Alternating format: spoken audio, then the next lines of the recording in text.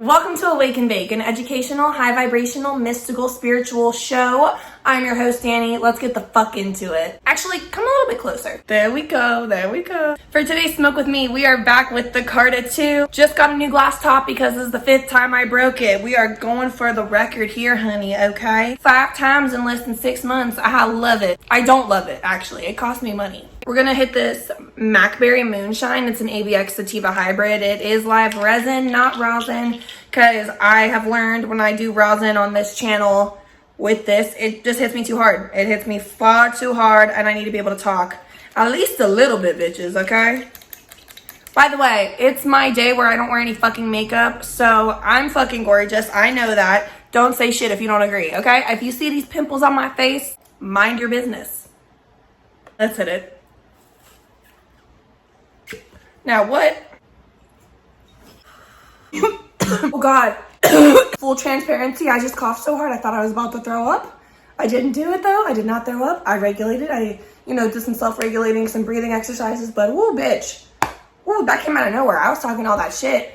I'm smoking resin because it's so easy to smoke compared to rosin. Sorry. Jesus fucking Christ, I was wrong, I guess. Today I wanted to talk about a lot of things. I want to start off, bitch, a sense of humor. Everything I'm about to say today is such a fucking joke. A sense of humor will take you very far. So, first thing that I just thought was the funniest shit in the whole fucking world was this TikTok drama about the DIY interior designers. I'm going to give you the really quick breakdown of it because we're all going to be on the same page. It's fucking hilarious. And I'm also laughing at myself because aside from being the funniest person alive, I'm also a little bit obsessed with myself, a healthy amount. And I do kind of need a reality check sometimes. This story, while drastically, exaggerated in my opinion, we have a little bit of this within all of us. Or maybe it's just me. Maybe I just have a little bit of this within myself at a much smaller scale. But holy shit, it was a good little check-in moment. I was like, you know what? Could have been me if I were amped up a few notches. Okay, so basically we got these 2 DIY interior designers on TikTok, right? Both have 1 million+ followers. They're on very similar playing fields is how people have been putting it, right? We got Tay Beep Boop or T Boop Beep, or I don't know how to say it. And then we got Karen Joy or Karen Joy. Karen. I don't know how to say these names. Okay, we're gonna do Tay and KJ for Karen Joy. Tay and KJ, okay? Water break.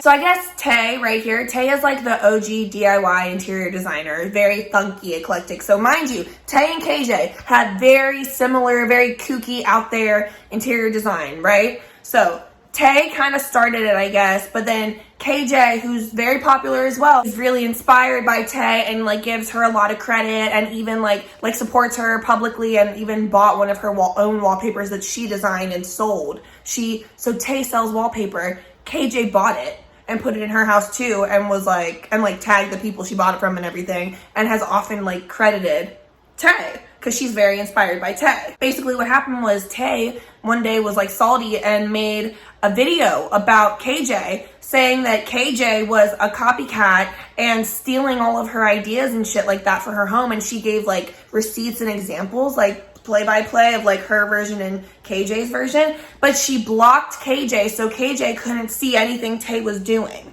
KJ couldn't see any of these posts. KJ just started getting hella hate from Tay's following. And then KJ put out their own statement saying they were kind of disappointed in the way this was handled, but they're not going to come on here and cry and da-da-da-da. Well, then Tay made a video a few days later and was like, I was wrong. I'm so sorry I made that video. KJ didn't deserve it. It was all very okay, they seemed to resolve it quickly within themselves. It was a very, in my opinion, a very human moment that was just extremely public. I'm sorry, but we all have a little bit of this within us. But damn, I will say Tay made it a big, huge deal, right? And usually I think we should keep these feelings to ourselves. It's just funny because on a smaller, much, much smaller scale, I was like, ooh, that's real, Tay. That's real. I think we've all kind of felt that way before. But then I have to laugh my fucking ass off. Because it's one thing to feel like somebody is copying you to a certain degree. We've all kind of felt oh, I make a move like this and then they make a move like that. I don't know. It's kind of happened to everybody, right? But what gets me about this situation is these are DIY interior designers who not only put step by step exactly how they did it, exactly how you can do it, but then they also link the materials and the direct links to all of the supplies that you will need to recreate exactly what they're doing. So it's like, well, that's your whole point, is you're teaching me how to do exactly what you're doing. That's fucking hilarious that you got mad that you were influencing someone and they were influenced by you. I think that's so fucking funny. I kind of needed that reality check because I see a little bit of myself in that situation on a much smaller level. Much smaller. We're gonna take another hit and then we're gonna get back to being silly and goofy and funny and talking about senses of humor. I'm just saying, if the option is between being in a silly goofy mood or not, I'm gonna probably be in a silly goofy mood. I I said it once last week, that I was the personality hire at work, but actually I don't think that's true because everyone I work with has a bomb fucking personality.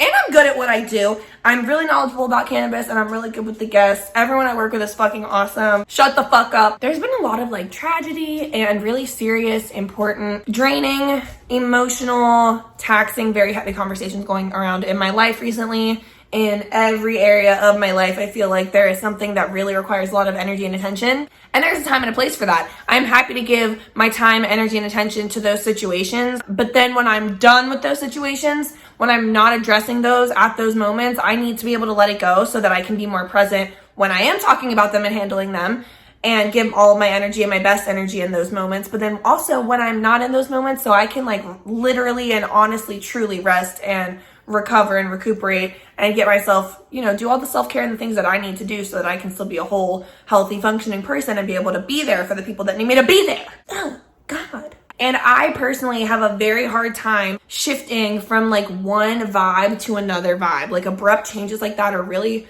difficult for me. I don't know what that means. I find that having a sense of humor really, really helps. So if I was just dealing with something really heavy, one of the first things I'm going to do when I'm done with it is probably crack a joke. Not because I'm like, oh, I'm not dealing with it, I'm just joking about it. Like, that genuinely raises my vibration. We all know laughter raises your vibration, smiling raises your vibration.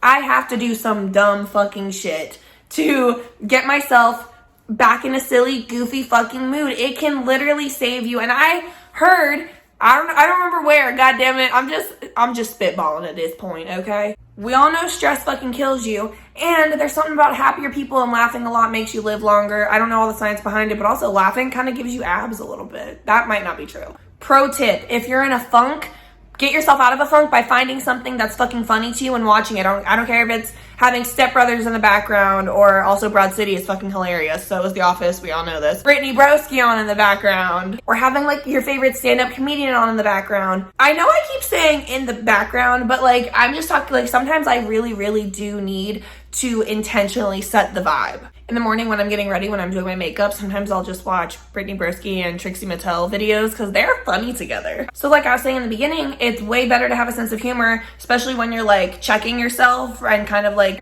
humbling yourself a little bit, because you don't need to be hard on yourself. We all fuck up. We all do silly, goofy shit. Like we all make mistakes and like have those moments where we need to come back down to earth. That's fine. Instead of beating yourself up about it and being like, oh, I'm a fucking loser. Oh, I'm stupid. Da da da da. Giggle, bitch. You had a silly moment. Correct yourself. You were just silly. It's okay. You go to laugh at it, bitch. And then being in a silly, goofy mood can also help with just, setting the tone, setting the energy, setting the vibe.